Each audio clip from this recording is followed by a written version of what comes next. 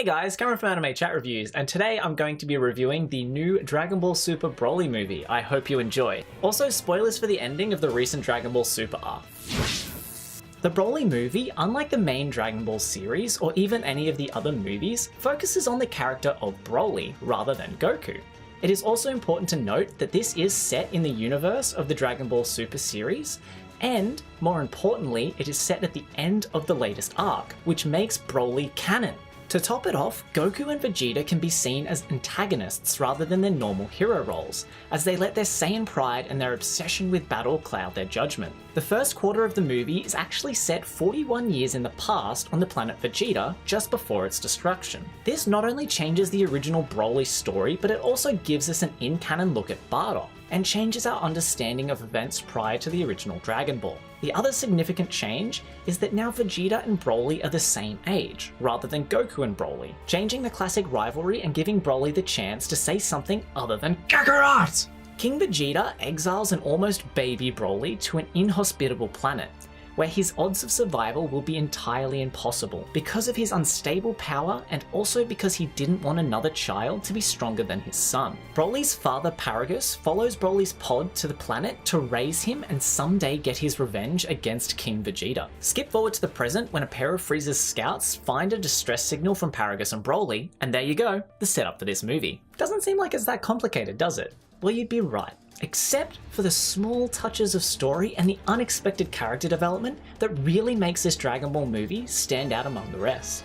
What I mean is the subtle and not so subtle references to the series itself. The small conversations between Broly and the Scouts give him more character and personality than any other movie has given their antagonists, or even half the characters in the series itself.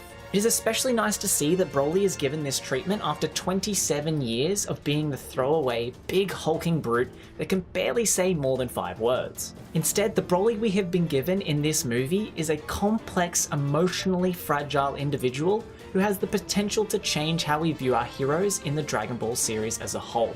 I'd be lying if I didn't say this movie relies a lot on the viewer having prior knowledge of the Dragon Ball series to understand some of the subtle references. But even if you haven't seen much of the main series, it is still a visually amazing anime movie with some of the most intense fight scenes we have ever had in Dragon Ball. I just need to take a moment to point out how amazing the visuals are.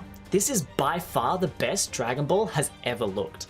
The animation quality is insane. The art style they use is crisp, and the dark lines they add to the outlines of the character models help especially in the fight scenes, as it highlights the speed and movement of the characters. The amount of effort that went into this movie is very apparent, and it is 100% worth it. The fight scenes look amazing and smooth, with only the occasional 3D model being used, but they look like they are the models from the games, so you can almost forgive them for that. I also want to mention that the new design of Broly and his subsequent forms is awesome. The costume is meaningfully designed, and his features add to his shockingly deep backstory. They also pay homage to his previous incarnations without directly copying them. It also has one of the best soundtracks in a Dragon Ball series or movie. That's not a high bar when it comes to Dragon Ball, but during the main fights, the character that is winning has their name being chanted in the background. This is a fun and subtle touch that helps the viewer understand the flow of the battle and assists the immersion. It's difficult to really break into the truly brilliant parts of the Broly movie without getting into too many spoilers. So without sounding hyperbolic, the Broly movie is the best Dragon Ball movie to date and changes everything. The consequences of this movie will be felt throughout the future series. And I personally cannot wait to see the new season of Super after this movie.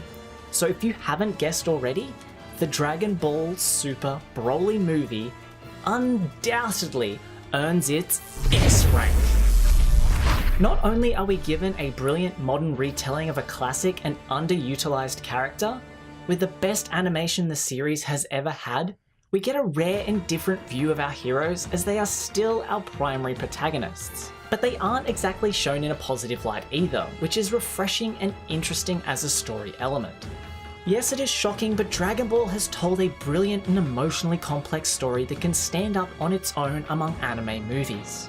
All in all, this movie is a must-see for Dragon Ball fans. It has so much to offer whether you're new to the series and have never heard of Broly, or a long-time fan, who like me has been waiting for Broly to finally get his day in the sun and get treated properly, rather than just getting launched into the sun.